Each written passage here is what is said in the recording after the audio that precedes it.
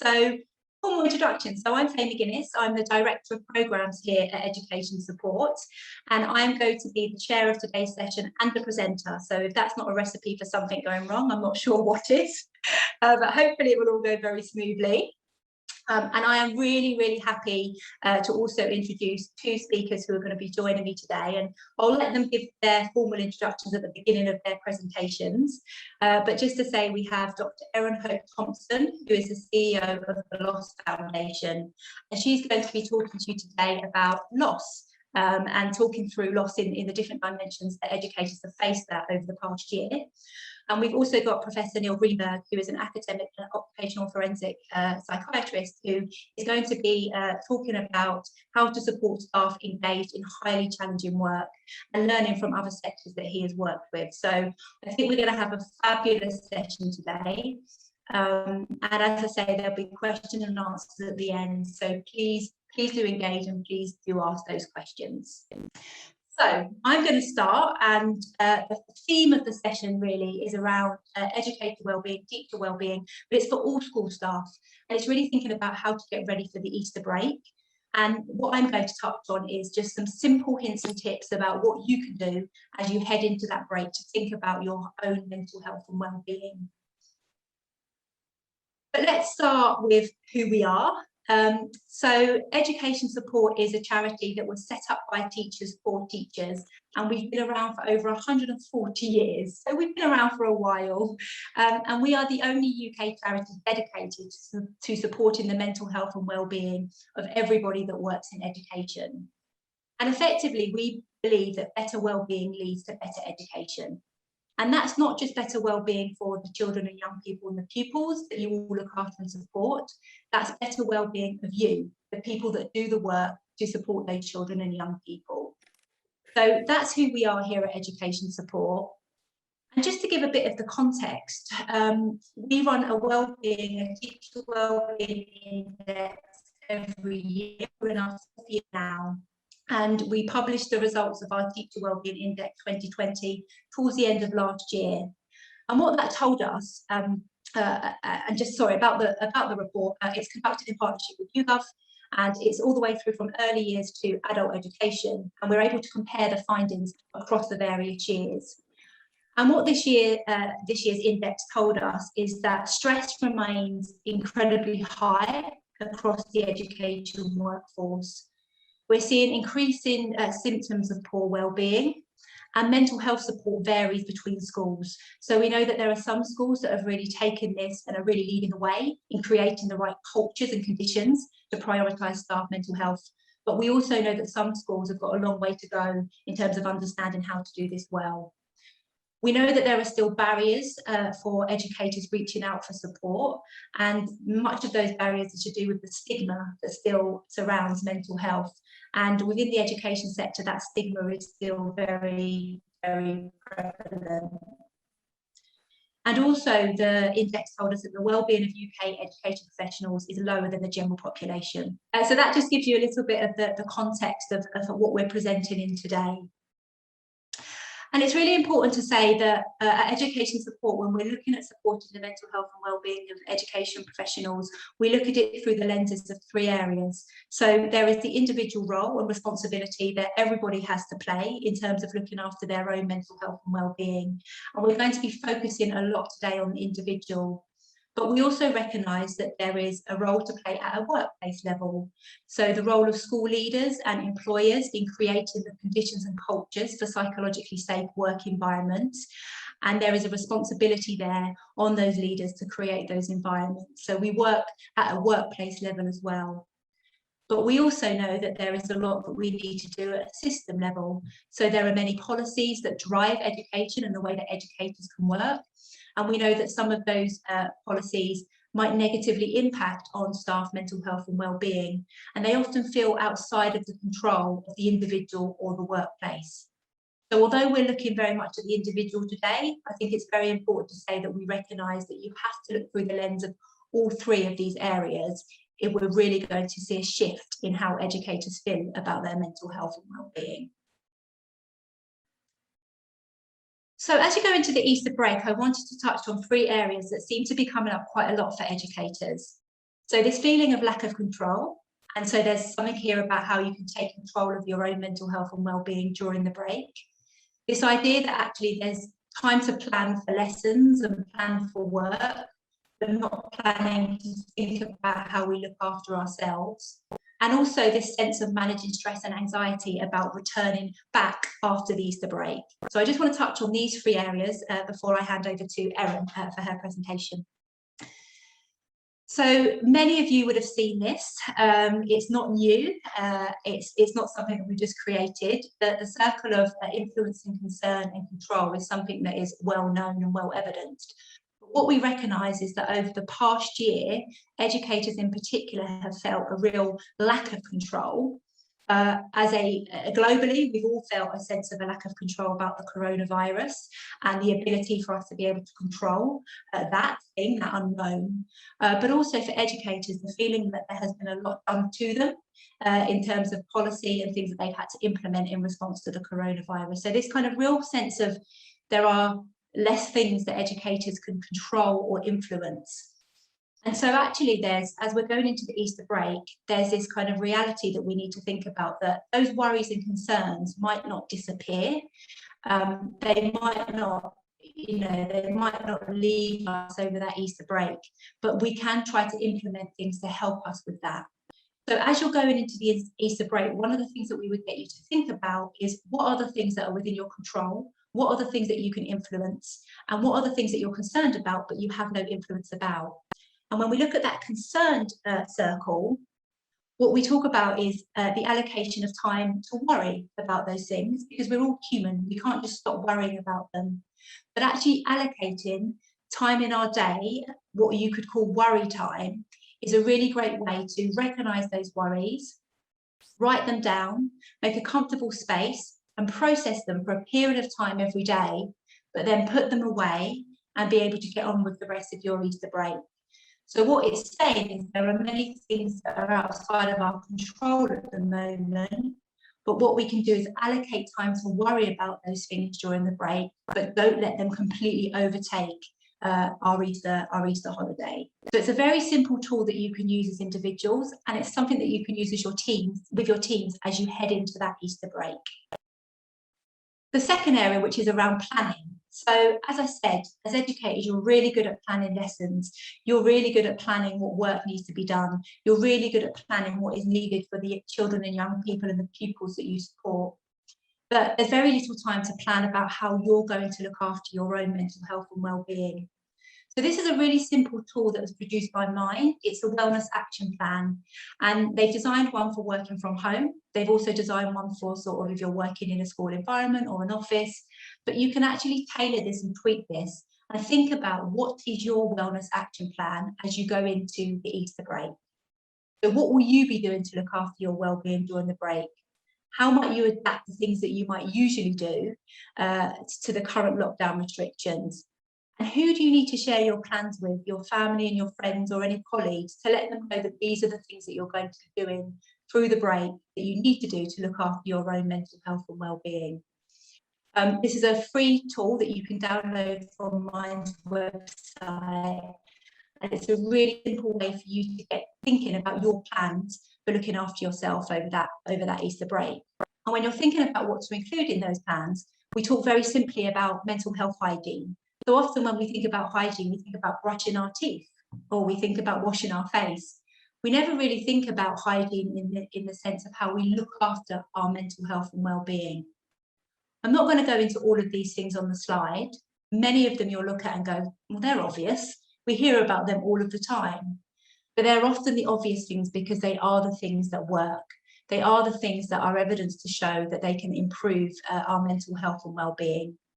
So when you're thinking about developing that plan for the Easter break, these are some of the things that you should be considering as part of looking after your mental health and your mental health hygiene. I just wanted to very quickly touch on the 5 ways to well-being. Some of you may not have seen this, many of you may have, but the New Economics Foundation did some research in terms of what are the things that we can do as individuals to improve our well-being. And they came up with these 5 things that we can do. And we recognise that these have looked very different in lockdown and during the coronavirus. But it's really important that you think about how you can incorporate some of these into your Easter break. How can you connect? How can you take notice? How can you be active? And actually think about these elements when you're thinking about your wellbeing action plan. And the last thing I wanted to touch on when you're planning is thinking about your non-negotiables. I talk about this a lot actually when I'm talking to schools and educators, and everybody sort of goes, what? Non-negotiables? But the idea is that there are many things that we can do to look after our mental health and well-being, but we're all human and they slip, right? We're not perfect. I have lots of non-negotiables that slip all of the time. But what are the 1 or 2 things that you need to do to make sure that you're prioritizing yourself? And if I've asked that question and right now you're thinking, I can't even think of a single non-negotiable, then I would recommend that you take a little bit of time to think that through. So as an example, one of my non-negotiables is that I have to batch cook 1 evening a week, because it stops me feeling stressed out for the rest of the week. I don't panic that I have to log off and cook. And actually telling my team and my colleagues about that, they know that I have to log off at a certain time to be able to do that. So what are your wellbeing non-negotiables, and include them in your plan. And the last thing I wanted to touch on is practical strategies to manage stress and anxiety, because what we're hearing from some educators is, you know, it's great that we're going into the Easter break. We don't necessarily feel like we're going to switch off. And actually, we're quite worried about that return and that coming back. So just thinking about that and thinking about practical strategies to manage that. I just wanted to touch on the stress bucket. Is something that we've spoken about for a long time in the kind of wellbeing space, but it really recognises that we all have a bucket, and there is only so far that we can fill that bucket before we start to feel the strains on our mental health and wellbeing. So you can see here that there are many things that fill up our stress buckets, but what's really important are the things that we do to release the tap. So as an exercise when you're going into the Easter break, I'd recommend that as individuals, but also with your teams, you make a list of those things that are going into your stress bucket and those things that might impact your stress levels during the break. But then also think about what the taps are. What are the things that you can put in place, particularly during that break, to really release that stress? It's a really nice visual. It's something that you can do as a team, but it really gets you to start thinking about how you alleviate some of those stresses. Here's some tips in terms of other ways that you can manage your stress. You know, identifying your triggers. So there are some things that might be stressful in the moment and they pass, but there'll be things in your life that are ongoing stressful events, things that are on your mind a lot. So thinking about ways that you can manage those, and thinking about ways that you can maybe journal or write things down throughout the Easter break, just to get them out of your mind and onto paper, is something that we would really encourage you to think about. And we talk a lot about organising time, but something that somebody shared with us a long time ago is around eating the frog. We all have that thing on our to-do list that we just leave there till the end of the day because it's the worst thing that we can possibly think about doing. But actually it causes us a lot of stress throughout the day because we're thinking about it. So eating the frog, getting that stuff out of the way, will let you focus the rest of your time on enjoying the break and looking after yourself. And lastly, we are hearing from educators that they are feeling feelings of anxiousness. I think collectively over the past year, we have all felt a level of anxiousness around the coronavirus. But we're hearing from educators that they're feeling some of these signs, which could be signs that people are feeling quite anxious. So we just wanted to share these signs with you so that you can keep an eye on them and recognise them potentially in yourself or in others. But really importantly, we wanted to share how you can respond in the moment if you're physically feeling those feelings of anxiety. So actually being able to ground yourself physically is really important if you're starting to feel some of those feelings. Thinking about your breathing and reconnecting to your senses is a really important way to ground yourself. So if during the Easter break you're starting to feel those anxious feelings about returning, we would recommend that you start to think about how you can physically respond in the moment to bring you back to yourself.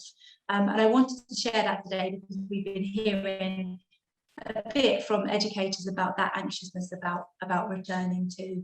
to work. So those were just my hints and tips that I wanted to share with you, just so that you can start to think about how you prioritise yourself as you move into the Easter break. But I'm really happy now to hand over to Erin, who's going to present. So I'm going to stop sharing and let Erin share her screen. Can you see that okay? I've got some thumbs up, fantastic. It's really nice to speak today. I'm aware that the connection was dropping out a little bit, I think potentially with lots of people on the call, so it's a good thing, but hopefully you can hear me clearly enough. My name is Erin. I am a clinical psychologist and I'm also the director of the Loss Foundation. The Loss Foundation is a bereavement charity. We specialise in supporting people who've lost loved ones to cancer, and we do that in a number of different ways. However, last year we also opened up our remit to support people who'd lost loved ones to coronavirus. It seemed like the right thing to do given there was this global pandemic. And although we work with loss in relation to bereavement and death, actually it's fair to say that over the last few years we've been working with organisations helping reflect on loss in a number of different ways, because of course we experience it in so many ways. It's an integral part of life. And I guess I just wanted to spend 10 minutes today thinking about what that might look like within the education sector. So let me go on to this next slide here. So, you know, this last year, I think it's fair to say, has been like no other. That's for one and for all. And this virus has very much illuminated and distorted our existing society, shining a light on deprivation, inequalities, political unrest, and largely forcing us to live in ways that are very unnatural to us, but not just live in ways, also work in ways that are very unnatural to us. And I think it's also fair to say that no sectors have been untouched by this, but some touch so more so than others. And education is very much one of those sectors where it's been completely different from the norm, and a very challenging year for you all. I wanted to make room for us just to reflect on some of those losses. And I think it's a really important part of self-care to allow ourselves to do that, you know, and coming off of what Faye said in regards to self-care, sometimes that's also allowing us to sort of just have these outlets and allow us to have that worry time and write things down. It's essentially allowing us to have some reflection. And I wanted to make room for the different types of themes of loss that have come up over the last year within the sector that you're working in. And I'll bring some of these up on the screen for you now, none of which I think will be news to you. But we rarely stop to take stock and process all that has happened. And in fact, I think it's really hard to do that whilst we're still going through it. And we are still going through it. You know, potentially we've got this end in sight coming up and change is happening, but you may find that you're still very much in survival mode, trying to adapt to the unknown. And I guess starting with the one that's popped up on your screen, first of all here, you know, no matter your role in education, there will have been losses in the way of relationships, changes to relationship dynamics. For example, how you relate to your peers at work, you know, and that relationship not being able to function in the same way remotely. For some of you, relationships with students will be that real high point of your work, maybe sometimes the low, but for some of you, that might be why you're even in this. So not being able to relate to students in the same way potentially caused a lot of difficulty or distress. And so there's so much there in the way of loss of relationships, loss of routine and structure. And that is, of course, inside and outside of work. But that change in structure and routine can create, you know, a lack of certainty. And, you know, lack of certainty can be really anxiety provoking. Are we going back? Are we not going back? It can be really anxiety provoking to not really know what lies ahead. Now, for some of you, you may have experienced, you know, loss of confidence, you know, having to do things differently, teaching online, for example, and cope with all that brings may really challenge our confidence within our roles, our self-esteem within our roles. And it may be that there's also some loss of autonomy over decisions in the way things are being done. And of course, that more broadly speaks to, you know, loss and lack of control. There's been so little that we've been able to do in way of controlling this. You know, it's very much been government-led. We've all just kind of had to roll with it and follow guidelines and rules. And there's been very little in the way of control. collectively, all of these things are very overwhelming, and I'm just naming but a few.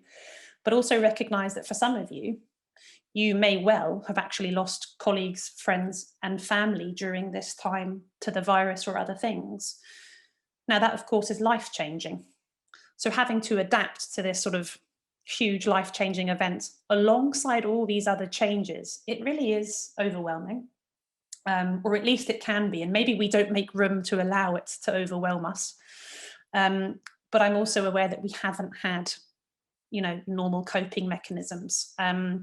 We haven't been able to rely on a way of life that allows us to look after ourselves sometimes in the ways that we are used to and in the ways we might need. So there's, everything is untouched, and there's been so much changed within your sector, and, you've done so well to try and adapt to it. And I wanted to just spend the last few minutes helping you think about, well, how do you reflect on loss? Yes, a lot has happened. Do I need to think about it? What do I do with it? Shouldn't I just charge ahead? And there's lots of different models of loss, psychological models that I could put on and share with you. And I'm going to share just one image with you because it's quite a simplistic but powerful model, and one that I think you might be able to just sort of hold in mind and sort of see where you're at. And it might be that you evolve with this model over time. So the model I wanted to bring up on the screen for you is typically a grief model, but very much relatable to any type of loss that we might be talking about. And it's called the dual processing model of grief, by Strobe and Shute. I should have put that on the screen. It essentially, designed as a grief model, suggests that we operate in two main ways when grieving, and that we oscillate back and forth between them. But again, it's relevant for loss outside of death as well. The theory being that, sometimes you might hear things like, well, we should just work through it, or, focus on the grief or the loss or what have you, and face it head on. But sometimes life doesn't allow for that. And actually, sometimes trying to have a distraction from loss is also really important and is a natural way of trying to cope with loss. So let me flesh out for you what this model is even kind of telling us.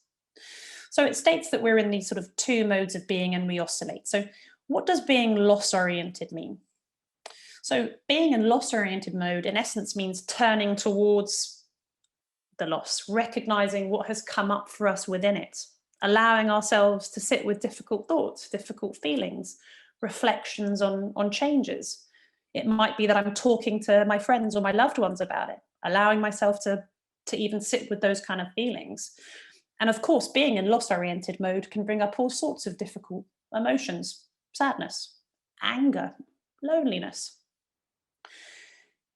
And then we have restoration-oriented mode. So restoration-oriented mode is really when I'm not so actively turning towards this loss and this change, but I'm trying to adapt to this new way of being. So it might be that I'm actually distracting myself, or I'm trying to adapt to the new way of my role, or creating my new identity within this. This doesn't have to mean avoidance. It might mean really I'm just trying quite hard to adapt. It's a perfectly healthy way to cope. However, what some of us might find is that we are spending all of our time here trying to adapt, and we don't always stop to make room to recognize just how much we've been through. But the really important thing to share with you about this model is that both of these circles are as important as the other. It's not that restoration is the end goal here. And what you've got is this big fuzzy line kind of showing you that the way we oscillate here is very individual. People in your team may be in different places here and oscillating in their own ways and their own timeframes. I could be in both of these modes in the same 5 minutes. But I do need one as much as the other. So for example, if I was to live in loss-oriented mode and keep reflecting on all the difficulties and all the changes, I might find it really hard to get out of bed or even to work or function. But equally, if I was to really push myself into restoration here and just, come on, let's adapt, let's push, I also might burn out. The theory of this model is that I kind of need to allow myself to do both these things, try and adapt to all these changes, but also make room to sit with what has come up for me in actually a very difficult year, and allowing myself to be with that. And coming on to something that Faye said, she spoke about doing this at the individual level and the work level. this can be a very private thing, but there might be ways that you can do this in the workplace to make room for loss. And it may be that you already do this in the way of peer support or meetings or supervision, where you just kind of make room to check in with one another. And so I guess the way to carry this forward is the recognition that there's no wrong way of doing this. We all oscillate between loss orientation and restoration orientation in our own ways. And it's very likely that your team members are doing this in their own way as well. And sometimes you'll overlap and sometimes you won't. We've had the other added factor here that things have changed so much, you know, over the last year, going back to school. Therefore, I'm trying to restore, but now we're not at school again. There's been so many contextual factors that will impact on how you've been able to be with loss and how you haven't. But the last thing to say for you is maybe to carry this image forward. Where do you find yourself? Where have you not allowed yourself to be in here, in this image? What feels difficult, and what would it be like over Easter to make some time to be in one of the ones you haven't been in for a while? This is an evolving model that you can carry forward as we try to adapt to the changes that have happened. And so maybe the invitation here is for you to allow yourself just to carry forward this image and recognize where you are, where you allow yourself to be, and how that might fit within your team. And again, the last thing to say there is focusing on loss is sometimes really painful, but also sometimes really important, because those feelings don't really necessarily go anywhere. They just might really bottle up. So again, this is a part of self-care, is allowing ourselves to be with that. I do hope that makes sense. I've also come to the end of my 10 minutes, so I'll probably wrap that up there and move on for Neil to share his slides, but really happy to take any questions that people have on this at the end. So thanks very much. And I'll stop sharing now, Neil, so that you can share your slides. Great. Well, thank you ever so much indeed for giving me an opportunity to speak at this really important event. I think it's worth saying that although I have some good friends who are teachers and even head teachers, I am certainly not an expert on education, other than having 2 daughters in it at the moment who enjoy being back at school. So I'm a psychiatrist. I work at King's College London. I chair the Occupational Psychiatry Special Interest Group at the Royal College of Psychiatrists. So I'm really interested in the interface between mental health and people's ability to work. And that kind of came out of my career in the military. I served for sort of 23 years. And my research work over the last 10 years and my work over the last year in particular has been very much focused on teams of people doing extraordinarily difficult tasks in the face of really difficult challenges. And clearly there's been a lot of that lately. And I'm part of what's called the Nhs Recovery Commission at the moment, which is the team that's trying to help the NHS kind of get back on its feet when hopefully things will get a bit better. And if you're into Twitter, there's my Twitter handle there. I try and pump out our research through Twitter, so follow me if you want the papers.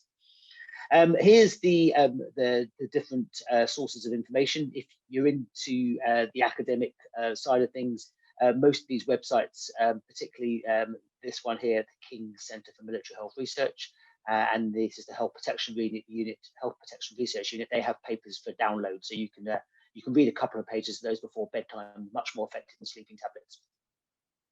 So no doubt that over the past year or so, there's been lots of different sorts of stressors affecting people across the UK. And I'm confident also in education. And I won't go through them all, but there's been trauma, there's been difficult workloads, there's been lots of stuff at home. And we know that actually the biggest demographic across the UK that's been affected by the pandemic, regardless of occupation, has been sort of young people between sort of 18 and 35, mostly females and mostly people who have dependent children or in a caring role. And certainly in healthcare, and I suspect it's similar in some degree in education, that actually represents quite a lot of the workforce anyhow. So even before you think about what's happening at work, there's a group of people there who potentially are at risk.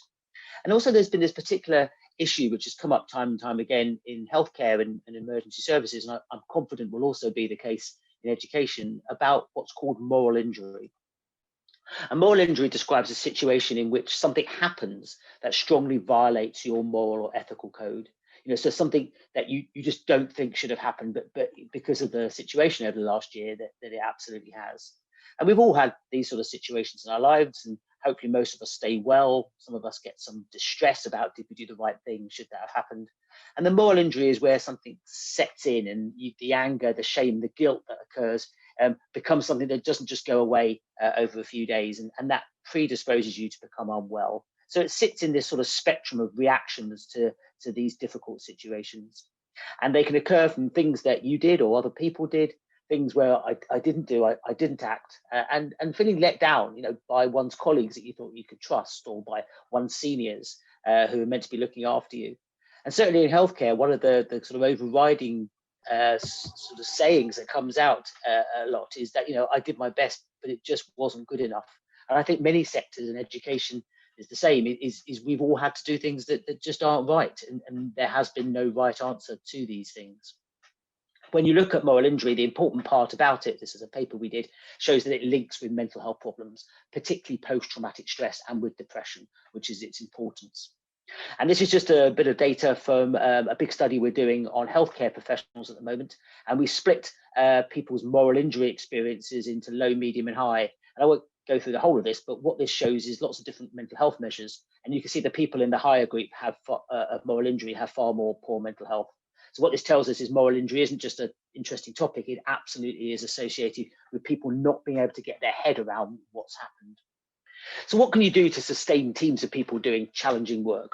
Well, the first thing is to try and make as much use as you can of social support. Now, we know that works and that's easy and everyone should talk to each other, but actually one of the things you can do is to formalize it, is to say, actually, Peter, Sandra, I want part of your job today is actually to check in on each other. And that's actually something we want you to do. So to make it something that happens. But the most important bit of social support is the relationship between someone and their immediate line manager, their supervisor.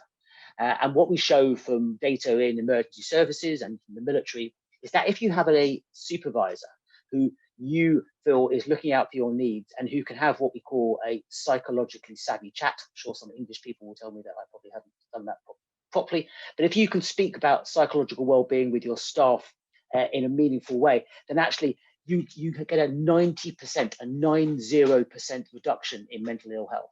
So this isn't just having a supervisor who can speak to you about your mental health. It's not just a nice to have, it's absolutely vital. And they should do that as and when you need to, and also at the end of a shift or at the end of after a particularly difficult situation. We've rolled out some active listening skills training to the NHS. This is called REACT. So it's recognise, engage, actively listen, check risk and talk about a specific plan.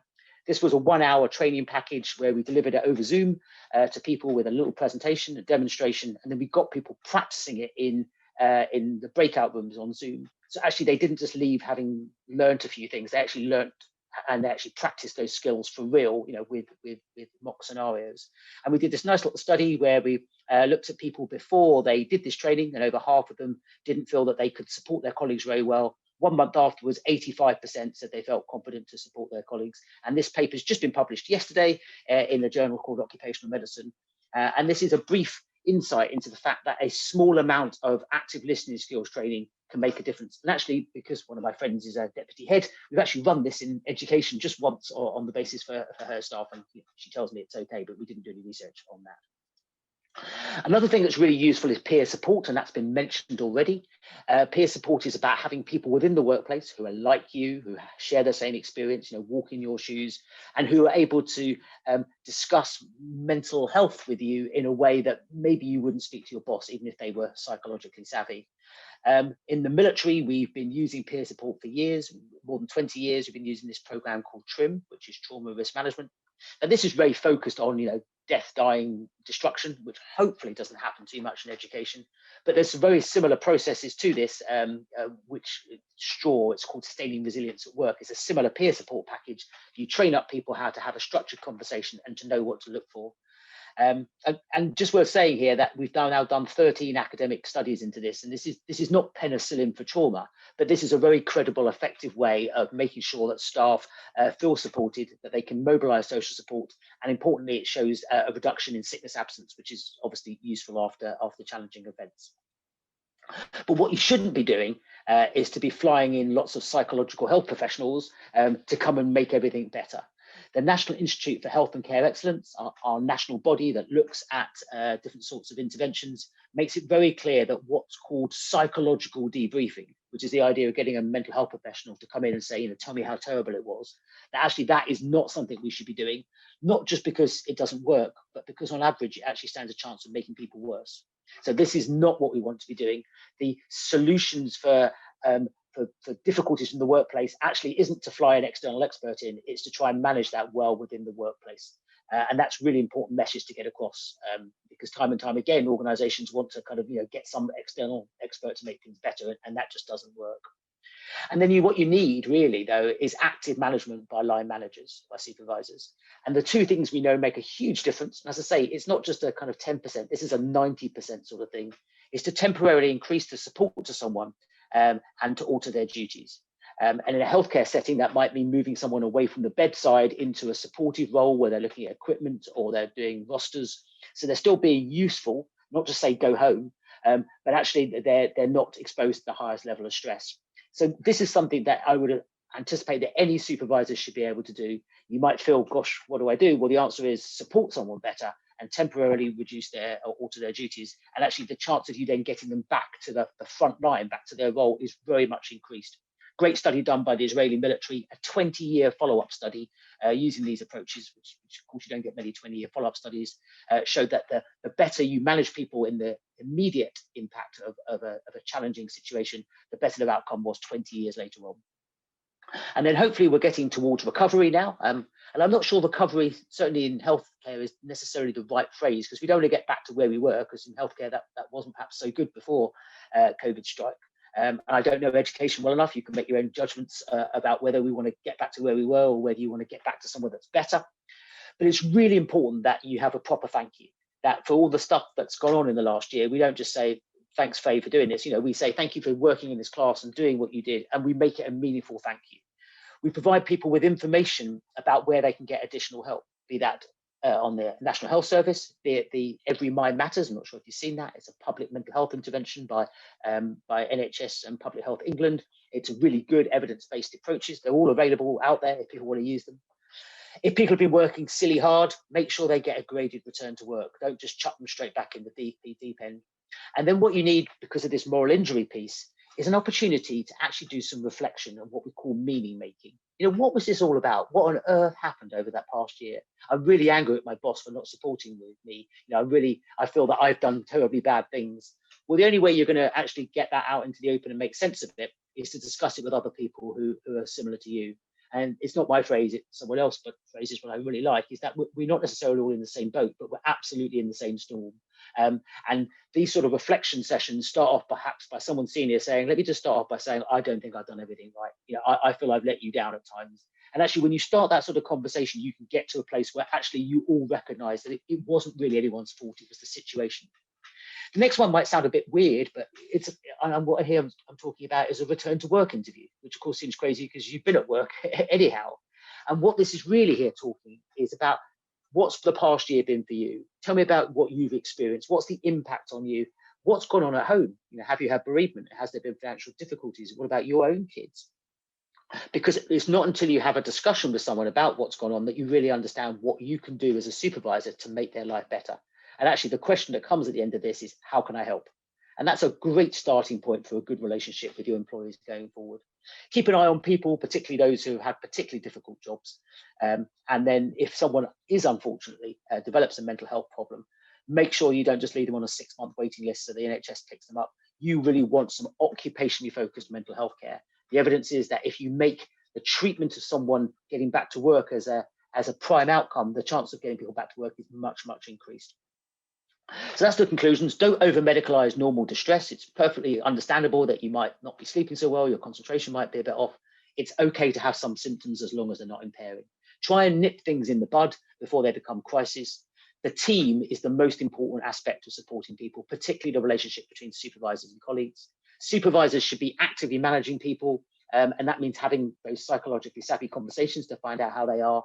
And when you're thinking about recovery and evolution or rebuilding, there's a number of processes that you can put in place. And I really think these return to work interviews, as strange as they sound, are really important because then you come up with a flexible plan for the person in front of you. Thank you very much. Excellent, thank you so much. And sorry, I was just reading the chat which said that I was sounding a bit tinny, so I hope that I sound okay now. But I think it's to do with my internet rather than anything else.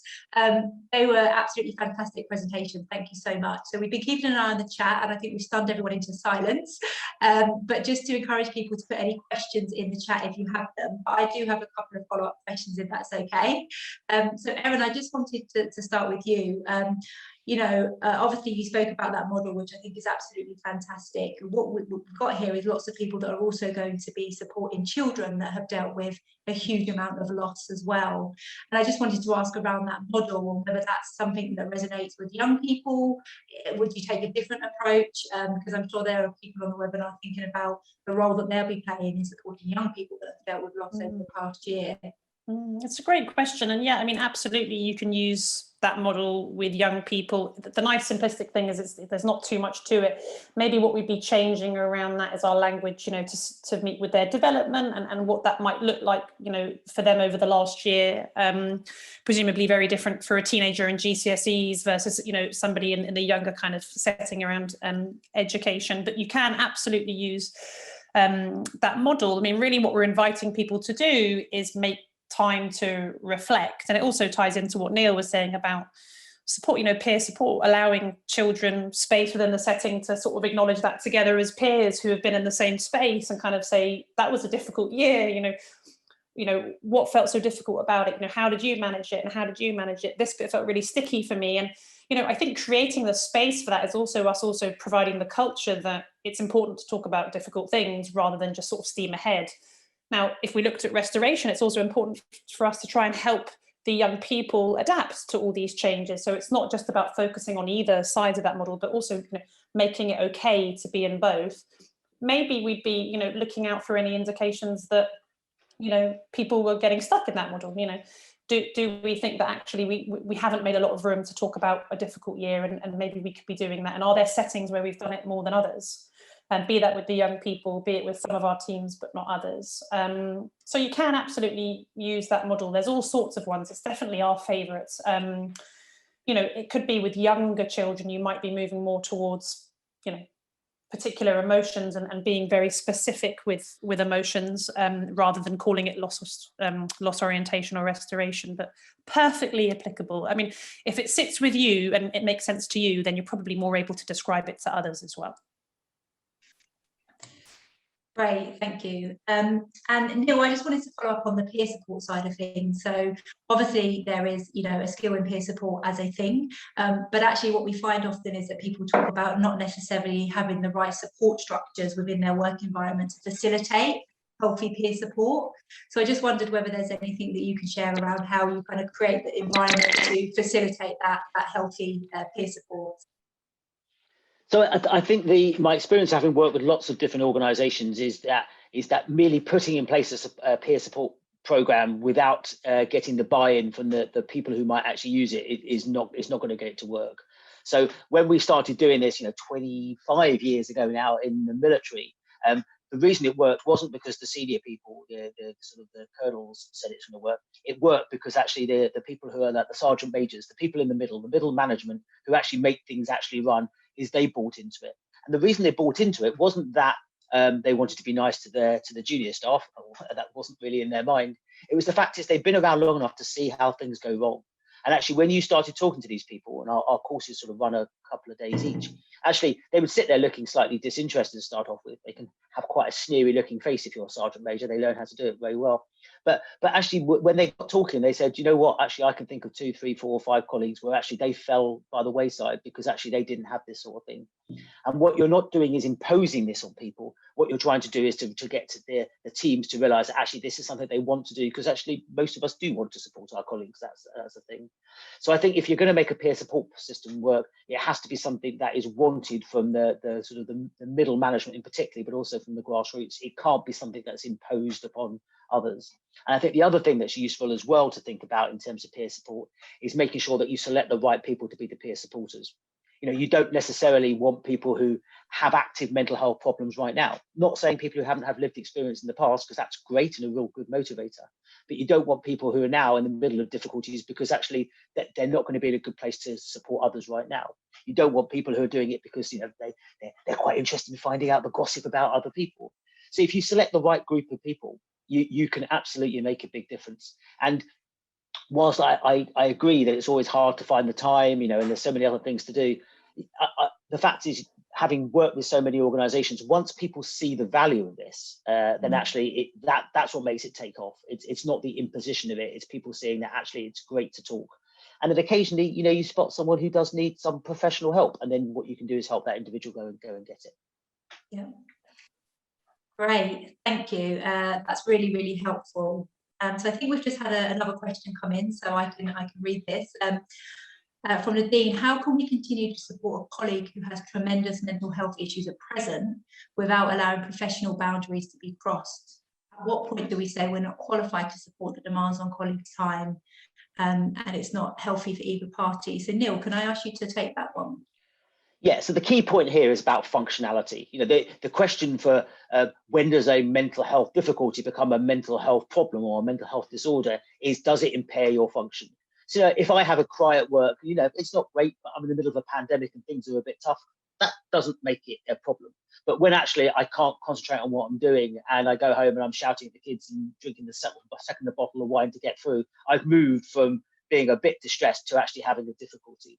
And I think as a manager or as a colleague, what one should be looking for there is to identify that someone's in that sort of situation, which is part of the peer support training or whatever training you do.